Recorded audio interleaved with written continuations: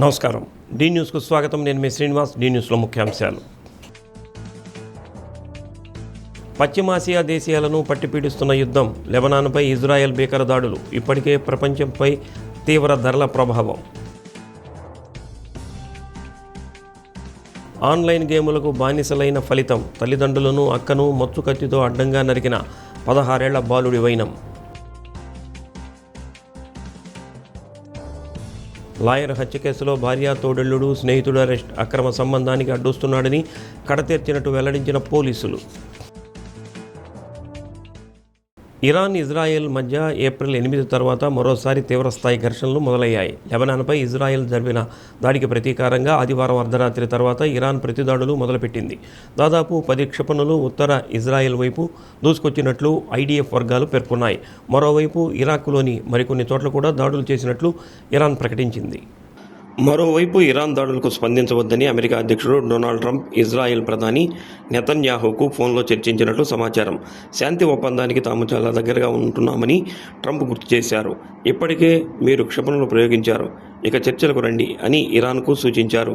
మరోవైపు నెతన్యాహుని ఉద్దేశించి ట్రంప్ మాట్లాడుతూ, వారి దాడిలో ఎవరికీ ఏమీ కాలేదు, ఇజ్రాయెల్ ప్రతిదాడి చేయదని ఆశిస్తున్నా.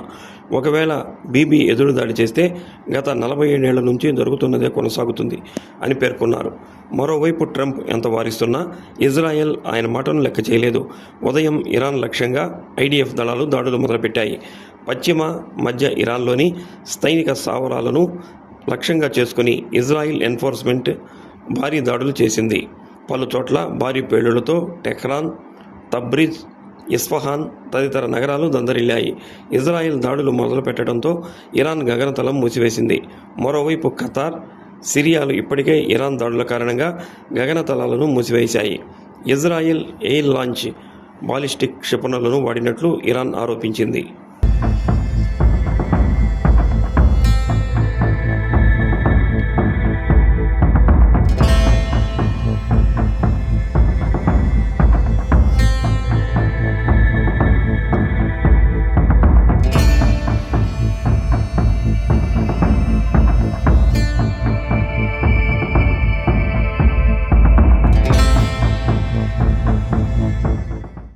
యోగాతో శారీరక ఆరోగ్యం, మానసిక ప్రశాంతత లభిస్తుందని కలెక్టర్ రాజాబాబు అన్నారు.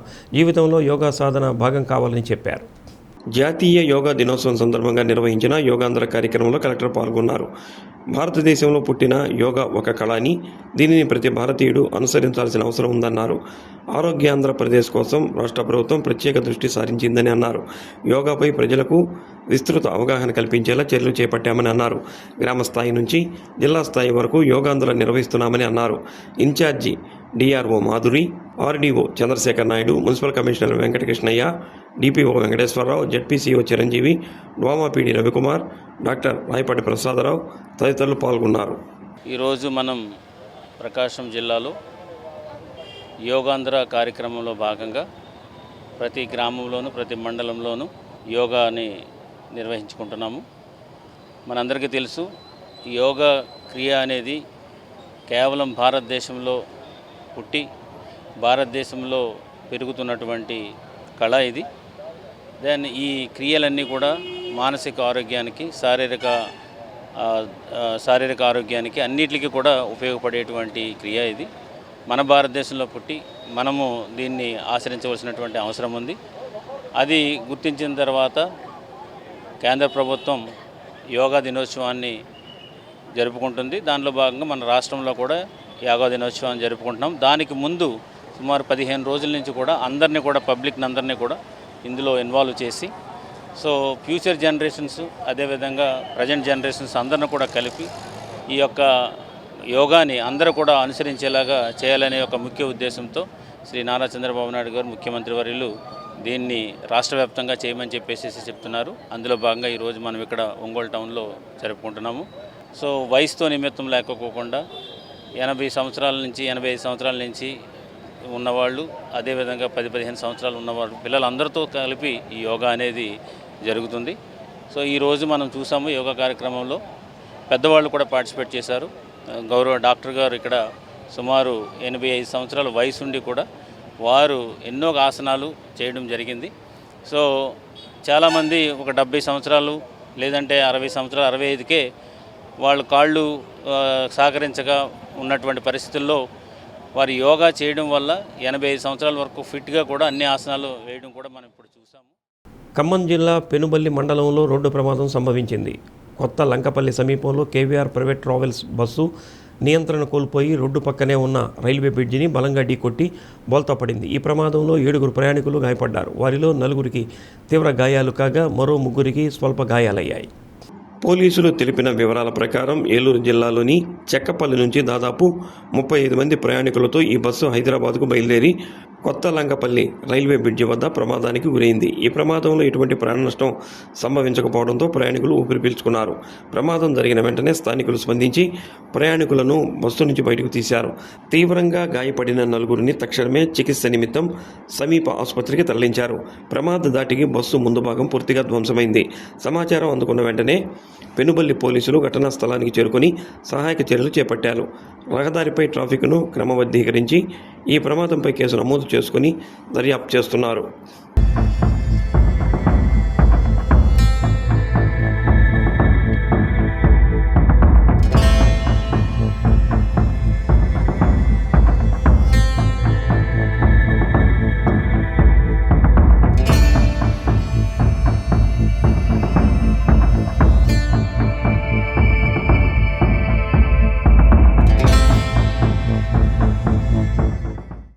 చిన్న వయసులో పిల్లలకు అపురూపమైన బాల్యాన్ని అందించాల్సిన తల్లిదండ్రులు తమ కబుర్లు కాలక్షేపాలకు అడ్డంకిగా ఉన్నారని భావిస్తూ మాటలు కూడా రాని వయసు నుంచి సెల్ ఫోన్లు చేతికిస్తున్నారు. ఇక ఆ పిల్లలు మెదడు పనిచేయటం మందగించి మొబైల్ ఫోన్కు బానిసలై మృగాలుగా మారుతున్నారు. పైన చెప్పిన వ్యాఖ్యానానికి తర్కాణంగా ఆన్లైన్ గేమ్స్కు బానిసగా మారిన 16 ఏళ్ల బాలుడు చేసిన దురాగతమిది. మొబైల్లో ఆన్లైన్ గేమ్ ఆడొద్దన్నందుకు కన్నవారిపైనే కత్తి దూశాడు. తల్లిదండ్రులతో పాటు సోదరిపై కత్తితో విచక్షణారహితంగా దాడి చేశాడు. కొద్దిసేపటికి అదే ఉన్మాదంతో తాను కూడా అదే కత్తితో గొంతు కోసుకున్నాడు. ఈ దాడిలో తండ్రి, సోదరి చనిపోగా తల్లి, కుమారుడు మృత్యువుతో పోరాడుతున్నారు. కర్ణాటకలోని కొప్పళ్ళ జిల్లా గంగావతి తాలూకా అయోధ్య క్యాంపులో ఈ ఘోరం జరిగింది. కొప్పళ్ళ జిల్లా ఎస్పీ రామా ఎల్ అరసిద్ది కథనం మేరకు అయోధ్య క్యాంపులో నివాసముంటున్న 45 ఏళ్ల వెంకటనాయుడు, సౌజన్య దంపతులకు 18 ఏళ్ల కుమార్తె ప్రగతి, 16 ఏళ్ల కుమారుడు వెంకట మణిదీప్ సంతానం. 3 బెడ్రూముల్లో ఇంట్లో వెంకటనాయుడు తల్లిదండ్రులు కూడా ఉంటున్నారు. రాత్రి భోజనాల అనంతరం నిద్రించేందుకు వారి బెడ్రూములోకి వెళ్ళిపోయారు. మొబైల్లో ఆన్లైన్ గేమ్కు బానిసైన మణిదీప్ను సోదరి ప్రగతి మందలించింది. అందరూ నిద్రపోతుంటే ఏమిటి శబ్దం అంటూ సీరియస్ అయింది. దీంతో కోపంతో సోదరిపై చేయి చేసుకున్న మణిదీప్ను తల్లిదండ్రులు మందలించారు. మణిదీప్ చేతిలోని మొబైల్ లాక్కొని పక్కన పడేశారు. దీంతో మణిదీప్ ఒక్కసారిగా ఇంట్లో పొలం పనులు చేసేందుకు ఉంచిన మచ్చు కత్తిని తీసుకొచ్చి ముందు అక్కను నరికి అడ్డు వచ్చిన తల్లిదండ్రుల తలపై నరికాడు. తల్లిదండ్రులు చేతులు అడ్డుపెట్టగా వాటిపైన నరికాడు. అందరూ హాహాకారాలు చేయడంతో మణిదీప్ పక్క రూములో ఉండే తాత, నాయనమ్మలు రాకుండా గది బయట గడియ పెట్టాడు. వెంటనే తాను కూడా అదే కత్తితో గొంతు కోసుకొని పడిపోయాడు. గది తలుపు బద్దలు కొట్టి వృద్ధులు బయటకు వచ్చి చూడగా అప్పటికే ప్రగతి కన్నుమూసింది. రక్తపు మడుగులో పడి ఉన్న వెంకటనాయుడును బళ్ళారి విమ్స్ ఆసుపత్రికి తరలించగా అక్కడ కన్నుమూశాడు. సౌజన్య, మణిదీప్ ఆసుపత్రిలో ప్రాణాపాయ స్థితిలో ఉన్నారని ఎస్పీ తెలిపారు. వెంకటనాయుడు వ్యవసాయ పనులతో పాటు అయోధ్య క్యాంపులోని ఓ ప్రైవేట్ పాఠశాలలో వంట చేస్తుండేవాడని తెలిపారు. దాడికి మణిదీప్ కారణమా, వేరే వారు కూడా ఉన్నారా అనే కోణంలో దర్యాప్తు చేస్తున్నామని ఎస్పీ తెలిపారు.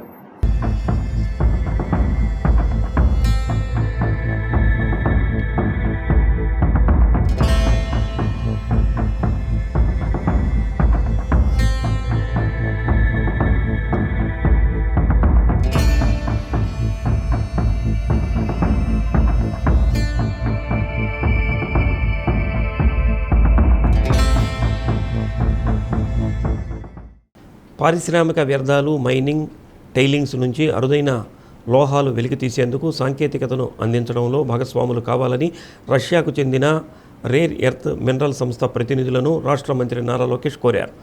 రష్యా పర్యటనలో భాగంగా ఆ సంస్థ ప్రతినిధులతో లోకేష్ మాస్కోలో సమావేశమయ్యారు. రాష్ట్రంలోని విశాఖపట్నం, శ్రీకాకుళంలో ఉన్న ఖనిజ వనరుల ఆధారంగా deep processing, rare earth element refining hub ఏర్పాటు చేసే అవకాశాలను పరిశీలించామని విజ్ఞప్తి చేశారు. భారత్లో విస్తరిస్తున్న ఈవీ, పవన విద్యుత్ మార్కెట్లను సరఫరా చేసేందుకు గ్రిడ్మెంట్ ప్రాసెసింగ్ టెక్నాలజీని వినియోగించి నెల్లూరులో ఫుల్ సైకిల్ రేర్ ఎర్త్ శాశ్వత అయస్కాంతాల తయారీ కోసం నియోడైనమియం మ్యాగ్నెట్ ఉత్పత్తి కేంద్రం ఏర్పాటులో భాగస్వాములు కావాలి. భారత్ టెక్ కారిడార్లో సిద్ధంగా ఉన్న ప్లగ్ అండ్ ప్లే ప్రయోగశాలలు వినియోగించి metallurgy ultra pure semi conductor electronic materials lab ఏర్పాటుకు చొరవ చూపండి. మంత్రి లోకేష్ వెంట తెలుగుదేశం పార్లమెంటరీ పార్టీ నాయకులు నరసరావుపేట ఎంపీ లావు శ్రీకృష్ణదేవరాయలు పాల్గొన్నారు. For me, it's really exciting times to be here, to have an interaction with all of you. When I was invited to Russia, there was a big question in my team. Why Russia? There were a lot of naysayers saying, do we really need to go all the way? But once I made up my mind that I wanted to visit, and in full disclaimer, this is my first time I'm visiting Russia. My entire office decided to come with me. So actually my delegation is much, much bigger than I originally anticipated. As I always say, you can take the Indian out of India, but you cannot take India out of Indian. And I think all of you are testimony to it. Wherever you go, you hold our flag high, you make India proud. And for us, as a regional political party which has India's interests at heart, boy Rammohn Naidu is our MOCA Minister of Civil Aviation, and he's the youngest cabinet minister ever in Indian history. So to the Gen Z out there, the Telugudesam party is ready for you. It's as much as your party as it is.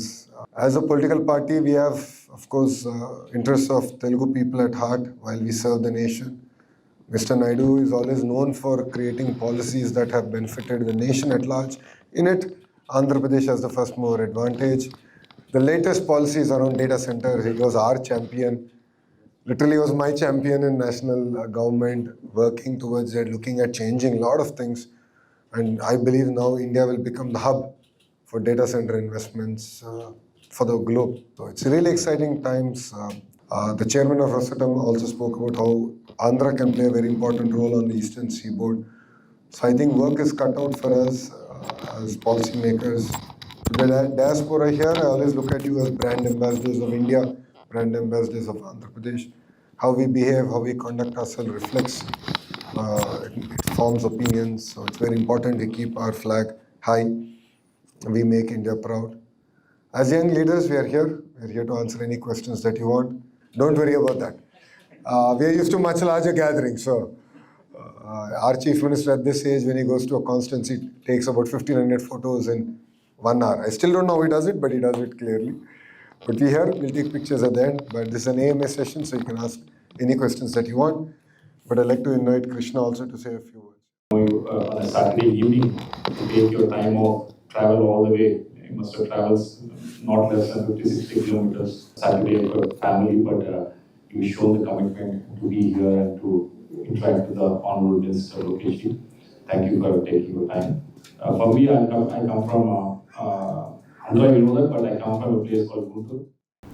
AP మధ్యాహ్న భోజన పథకం union జిల్లా శాఖ ఆధ్వర్యంలో collectorate వద్ద ధర్నా నిర్వహించారు.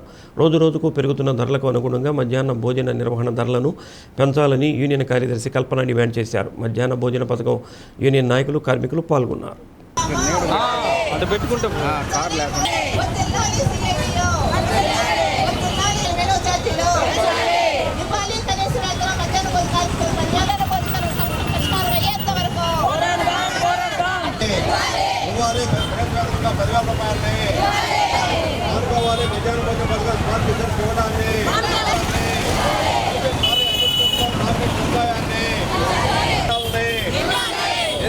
అన్ని స్కూల్లో వంటశాలని అన్ని స్కూల్లో వంటశాలని అన్ని స్కూల్లో నీటి సదుపాయాన్ని కల్పించాలి. అన్ని స్కూల్లో నీటి సదుపాయాన్ని సరఫరా చేయాలి. మధ్యాహ్న భోజన పథకం నిర్వహణ ప్రభుత్వం గ్యాస్ని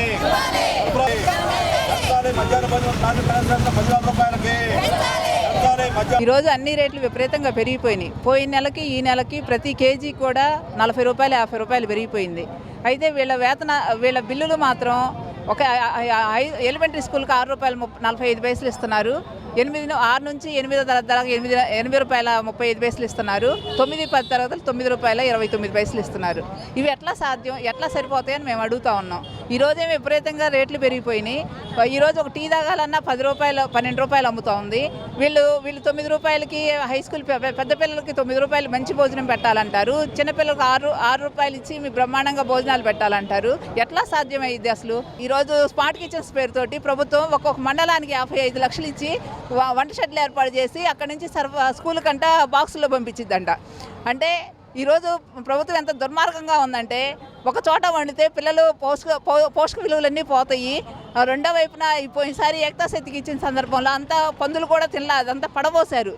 అటువంటి భోజనం వాళ్ళు తెచ్చారు. కానీ ఈరోజు మళ్ళీ వాళ్ళనే పిలిచి వాళ్ళకే అన్ని మండలాలు ఇస్తారని చెప్పి ప్రభుత్వం చెప్తా ఉంది. అందుకని ఇంతమంది దాదాపు మన జిల్లాలో 4,000 మంది ఉన్నారు. 4,000 మంది పొట్టగొట్టి వీళ్ళందరినీ ఇళ్లకు పంపించేసి వాళ్ళని ఏజెన్సీలు తీసుకొచ్చి పెట్టాలని చూస్తూ ఉంది. దీన్ని మాత్రం వ్యతిరేకించాలి. మా ఇన్ని సంవత్సరాలు చేసినప్పుడు మమ్మల్ని పక్క తొలగించి వేరే వాళ్ళు పెడితే బాధగా అనిపిస్తుందా? అది కాక వంటోళ్ళు అంటే టీచర్లకు కూడా ఇలువ లేకుండా మాట్లాడుతున్నారు సార్. అసలు ఈ వంటోళ్ళని ఎలా చూడాలా ఏందని ఇలువ లేకుండా చేస్తున్నారు. టీచర్లకు కూడా సార్ మీరు పేపర్లకు వేస్తారో ఇంకేం చేస్తారో మాకు తెలియదు. టీచర్లు కూడా మాకు న్యాయం జరిగేటట్టు మాకు ఉండాలి సార్. మాకు టీచర్లు కూడా తీసి పడేసినట్టు మీరు కాబట్టి ఇంకొకరు వస్తామంటారు సార్. 23 సంవత్సరాలు చేస్తున్నాం. రేపు ఇంకో పని చేసుకుని బతకాలంటే మేమేం బతకాలి సార్? మేము ఎట్లా బతకాలా? 23 సంవత్సరాల నుంచి స్కూల్లో చేసేవాళ్ళము ఇంకో పని చేసుకుని బతకాలంటే మేము బతకలేం కదా. అందుకని చెప్పేసి మాకు కూడా సాయం చేయాలని ప్రభుత్వం తరఫున ఇప్పుడు మళ్ళీ సంస్థలను పెడితే మేమైతే ఒప్పుకోము. మాకు జీతాలు పెంచాలి 100 రూపాయలు సార్. ఉదయం 8 ఇంటికి పోయామంటే 3 దాకా మళ్ళీ అన్నాలు పెట్టి అవన్నీ కడుక్కొని చేసుకోవాల్సి వస్తున్నాం సార్. ప్రజా సమస్యల పరిష్కారమే లక్ష్యంగా అధికారులు పనిచేయాలని కలెక్టర్ రాజాబాబు అన్ని శాఖల అధికారులను ఆదేశించారు.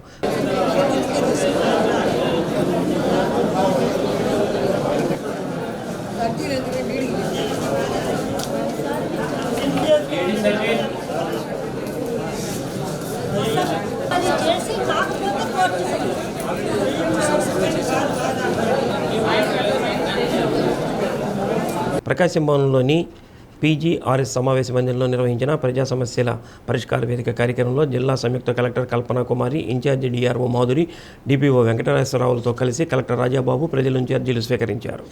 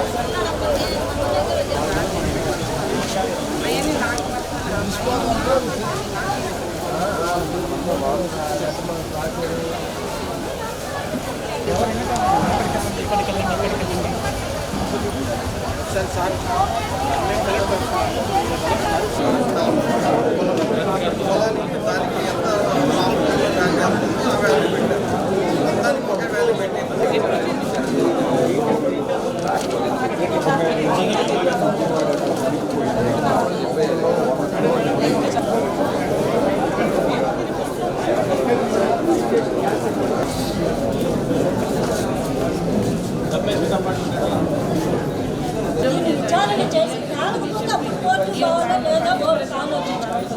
అసలు దాన్ని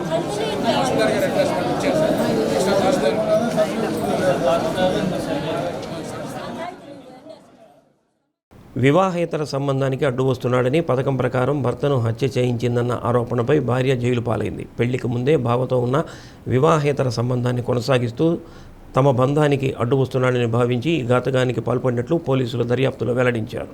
చిలకలూరుపేట పోలీసులు మీడియా సమావేశంలో వెల్లడించిన వివరాల మేరకు చీమకుర్తికి చెందిన యువ న్యాయవాది శ్రీరామ్ హరిప్రసాద్ మోటార్ సైకిల్పై నరసరావుపేట నుంచి ఒంగోలు తిరిగి వస్తుండగా హత్యకు గురయ్యాడు. న్యాయవాది హరిప్రసాద్ భార్య నాగజ్యోతితో ఒంగోలులో నివాసం ఉంటున్నాడు. నాగజ్యోతికి బావ అయిన బాపట్ల జిల్లా వేమవనానికి చెందిన కానిస్టేబుల్ వసర్తి వెంకటకోటయ్యతో వివాహానికి ముందే సాన్నిహిత్యం ఉంది. వివాహమైన తర్వాత కూడా కానిస్టేబుల్ వెంకటకోటయ్యతో వివాహేతర సంబంధం కొనసాగిస్తుంది. భర్తను అడ్డు తొలగించుకోవాలని భావించి అందులో భాగంగా హరిప్రసాద్పై నాగజ్యోతి ఇన్సూరెన్స్ కూడా చేయించింది. కుట్రలో భాగంగా ఏప్రిల్ 10న హరిప్రసాద్ను నరసరావుపేట రావాల్సిందిగా కానిస్టేబుల్ కోటయ్య ఫోన్లో పిలిచాడు. అక్కడ పూటుగా మద్యం తాగించిన తర్వాత వెంకట కోటయ్యతో పాటు అతని స్నేహితులు కొండారెడ్డి, శ్రీనివాసరావులతో కలిసి హరిప్రసాద్ను పల్నాడు జిల్లా చిలకలూరుపేట మండలం ఎడవల్లి వద్ద హత్య చేసి మోటార్ సైకిల్ ప్రమాదంగా చిత్రీకరించారు. అయితే చిలకలూరుపేట పోలీసులు అత్యంత ప్రతిభతో దర్యాప్తు చేసి సేకరించిన ఆధారాల ప్రకారం కానిస్టేబుల్ వెంకట కోటయ్య, అతని స్నేహితుడు శ్రీనివాసరావులను ఏప్రిల్ 12న అరెస్టు చేశారు. దర్యాప్తులో మృతుని భార్య నాగజ్యోతి కీలక పాత్ర పోషించినట్లు గుర్తించి ఆమెను ఈ నెల 5న అరెస్ట్ చేశారు. అది క్రూరంగా చంపి మళ్ళీ అతని బండిని పక్కనే డౌన్లో వేసి అతని మీద ఆ బండిని పడేసి ఈ యొక్క మర్డర్ని యాక్సిడెంట్గా క్రియేట్ చేయడానికి తీవ్ర ప్రయత్నం చేశారు ముద్దాయిలు. ఇందులో భాగంగా సమాచారం అందుకున్న వెంటనే మా రూరల్ ఎస్ఐ అనిల్ మరియు వెంటనే రంగంలోకి దిగి క్లూస్ టీమ్ని పిలిపించడం, ఫోరెన్సిక్ ఎక్స్పర్ట్స్ని పిలిపించడం, అలాగే ఆ యొక్క ఎందుకంటే మాకు చూడగానే అనుమానం వచ్చింది, ఇది చంపి కావాలని యాక్సిడెంట్గా క్రియేట్ చేస్తున్నారని స్పాట్ నుంచే మా సిఐ గారు చెప్పారు నాకు. నేను కూడా వెంటనే సీన్ విజిట్ చేయడము, ఎస్పీ గారి ఉత్తర్వుల మేరకు ఎస్పీ గారికి మేము చెప్పిన దాని మీద ఇది అడ్వకేట్ చాలా ఇంపార్టెంట్, వెంటనే క్రెడిట్ కావాలని ఆర్డర్స్ వేశారు. వారి ఆర్డర్స్ మేరకు యోగాతో సంపూర్ణ ఆరోగ్యం సాధ్యమని కలెక్టర్ విజయ సునీత అన్నారు. పెదారవీడు ఎంపీడీఓ కార్యాలయంలో యోగాంధ్ర శిక్షణ కార్యక్రమంలో పాల్గొన్నారు. ప్రభుత్వం ఏడాదికి 2 వారాల పాటు శిక్షణ తరగతులను నిర్వహిస్తుందని అన్నారు. శిక్షణ తీసుకున్న మాస్టర్ ట్రైనర్స్ ప్రజలకు యోగా ఉపయోగాలను వివరించి భాగస్వామ్యం చేయాలని అన్నారు. తహసీల్దార్ రామకృష్ణ, ఎంఈఓ శ్రీనివాసులు అధికారులు పాల్గొన్నారు. యోగా కారణంగా మనకి ఎంతో ప్రశాంతత లభిస్తుంది. అంతేకాదు మానసికంగా కూడా చాలా ఆరోగ్యకరమైనటువంటి అలవాట్లు పెంపొందుతాయి. ముఖ్యంగా ఇప్పుడు మనం ఎంతో ఒత్తిడిని, స్ట్రెస్ని, మానసికంగా ఒక రకమైనటువంటి దౌర్బల్యాన్ని ఎదుర్కొంటున్నాము. ముఖ్యంగా చుట్టూ ఉన్న పరిస్థితులే కాదు, మనం తినే ఆహారము, గాలి, నీరు కలుషితం అవడం కారణంగా ఆరోగ్యం కూడా కొంత ఇబ్బందికరమైన పరిస్థితుల్లోకి నెట్టబడుతుంది. ఇలాంటి పరిస్థితుల్లో యోగా అనేది ఎంతో పురాతనమైన పద్ధతి. ఈ పద్ధతి వల్ల మనం మన మానసిక ఆరోగ్యాన్నే కాదు, శారీరక ఆరోగ్యాన్ని, అదేవిధంగా ఆధ్యాత్మిక ఆరోగ్యాన్ని కూడా కాపాడుకోవడానికి ఇది చాలా ఉపయోగకరంగా ఉంటుంది. ఈ కారణంగానే గత సంవత్సరం దాదాపు 2.5 కోట్ల మందితో ఈ కార్యక్రమాన్ని చేపట్టడం జరిగింది. ముఖ్యంగా ఈ సంవత్సరం కూడా ఈ కార్యక్రమాన్ని 14 రోజుల పాటు చేయడానికి మరి గౌరవ ముఖ్యమంత్రి గారు ఆదేశాలు ఇవ్వడం జరిగింది. ఆ ఆదేశాల భాగంగా ఈరోజు మన ఈ యోగా గురుస్ ద్వారా మన మాస్టర్ ట్రైనర్స్కి ట్రైనింగ్ అనేది ఏర్పాటు చేసుకోవడం జరిగింది.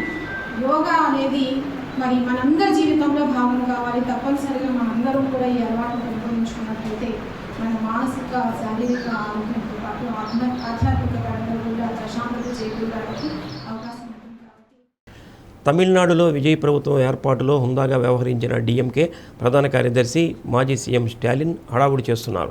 తాజాగా ఎక్సైజ్ శాఖలోని టాస్కా నుంచి ప్రతి పైసా ప్రభుత్వ ఖజానాకు చేరేలా గతంలో దారి మళ్లిన నిధులపైన విచారణ చేసేలా నిర్ణయించడంతో స్టాలిన్ చిందులు తొక్కుతున్నాడు. విజయ్ ప్రభుత్వం 3 నెలలైనా తట్టుకోగలదా అంటూ స్టాలిన్ ప్రశ్నించారు. వీసీకే నుంచి వైదొలిగిన ఆ పార్టీ మాజీ ఎమ్మెల్యే పనయ్యూర్ బాబుతో మద్దతుదారులు, ఇతర పార్టీలకు చెందిన సుమారు 1000 మంది స్టాలిన్ సమక్షంలో పార్టీలో చేరారు. చెన్నైలోని డీఎంకే కేంద్ర కార్యాలయం అన్నా ఆరివాలయంలో జరిగిన కార్యక్రమంలో స్టాలిన్ ప్రసంగిస్తూ ప్రతిపక్షంగా ఉన్నప్పుడే పని ఎక్కువగా ఉంటుందని అన్నారు. అలాంటి సమయంలో అండగా ఉండేందుకు ఇతర పార్టీల వారు డీఎంకేలో చేరడం హర్షణీయమని అన్నారు. వారు గతంలో పనిచేసిన పార్టీని విమర్శించకూడదని, అలా చేయాల్సిన అవసరం కూడా లేదని షరతు పెట్టారు. విజయ్ ప్రభుత్వాన్ని 6 నెలల పాటు విమర్శించకూడదని చెప్పామని, అయితే దానికి ఇప్పుడు విమర్శించాల్సిన అవసరం వచ్చిందని అన్నారు. 3 నెలలైనా ఉంటుందా, ఊడుతుందా అనే పరిస్థితిలో ప్రభుత్వం ఉందని పదే శాపనార్థాలు పెట్టాడు. పార్టీలో చేరిన వారు స్టాలిన్కు వెండి రాజదండాన్ని బహుకరించారు. పార్టీ కోశాధికారి టిఆర్ బాలు, ఉప ప్రధాన కార్యదర్శి ఎంపీ కనిమొలి తదితరులు పాల్గొన్నారు.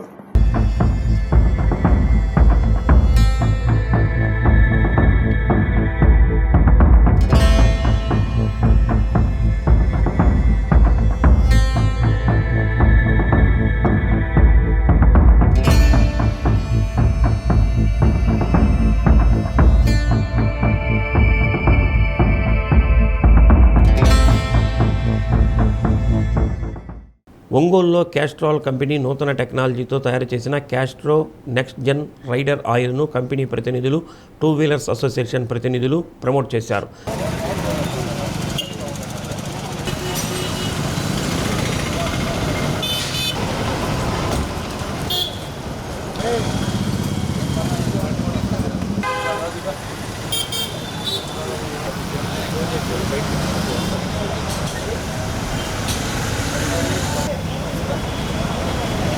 ప్రస్తుతం అందుబాటులో ఉన్న BS6 వాహనాలకు ఈ ఆయిల్ వాడటం వల్ల ఇంజన్ సమస్యలు తలెత్తకుండా ఉంటాయని తెలిపారు. పాత వాహనాలకు కూడా ఈ ఇంజన్ ఆయిల్ ఉపయోగపడుతుందని, ఈ రంగంలో ఒక అధునాతనమైన ఇంజన్ ఆయిల్ అని వాహనదారులు ఆదరించాలని కోరారు. సంస్థ executive manager Haripriya, two wheelers welfare association అధ్యక్షుడు ధర్మ, షణ్వాజ్, పలువురు మెకానికులు పాల్గొన్నారు.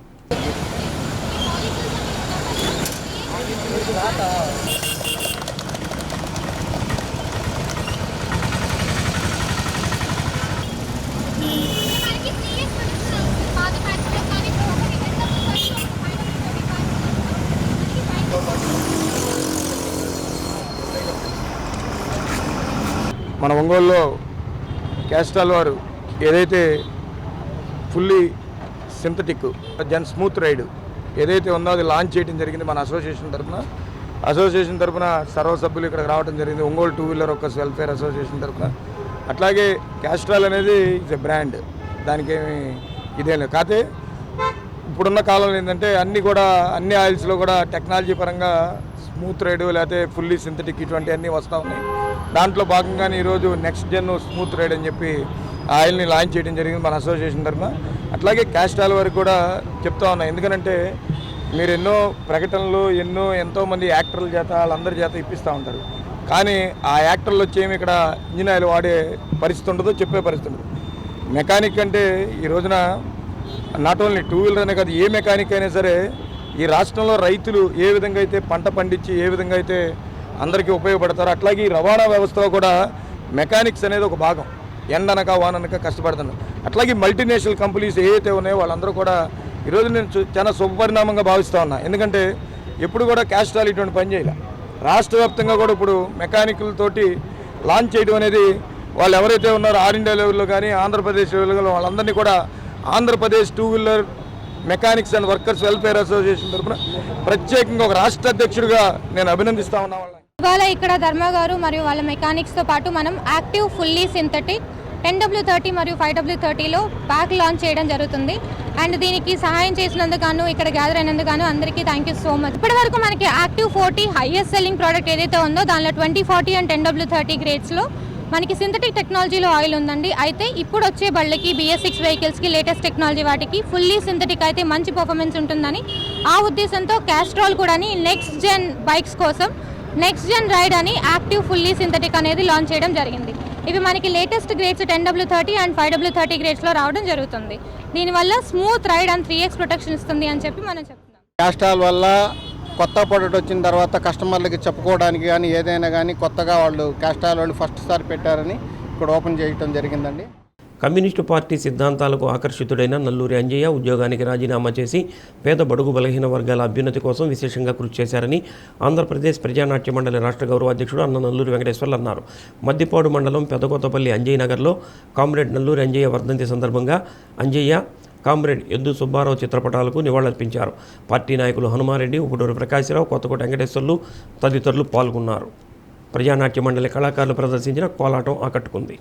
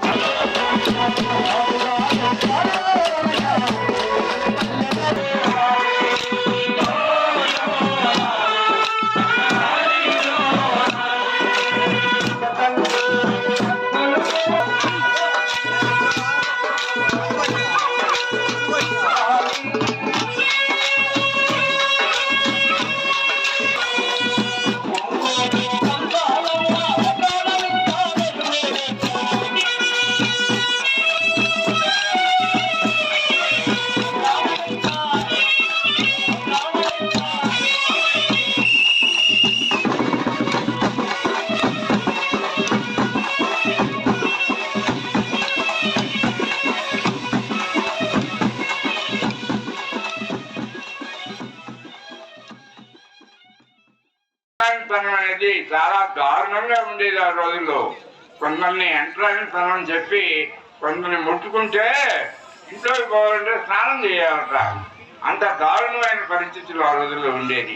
అలాంటి ఎంట్రన్స్ వ్యతిరేకంగా అంజయ్ గారు ఆనాడు ఉద్యమాన్ని నడిపాడు.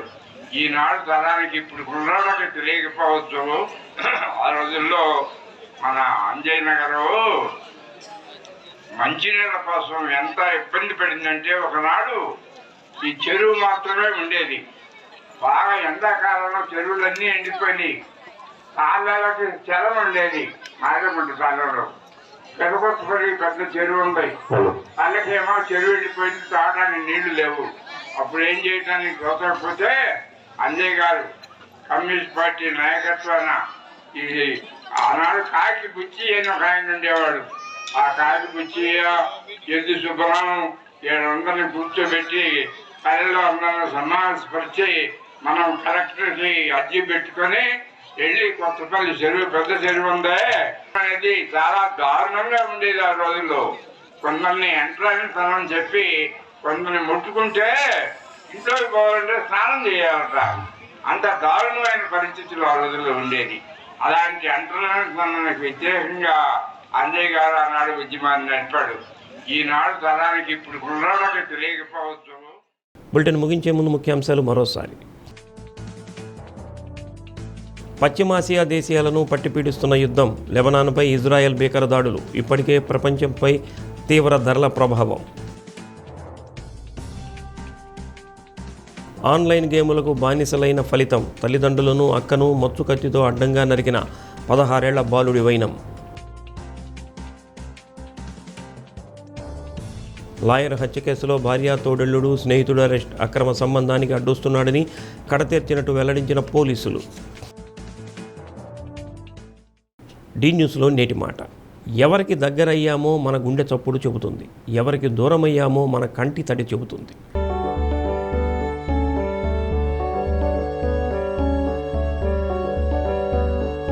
డి న్యూస్ ఇంతటితో సమాప్తం. నమస్కారం.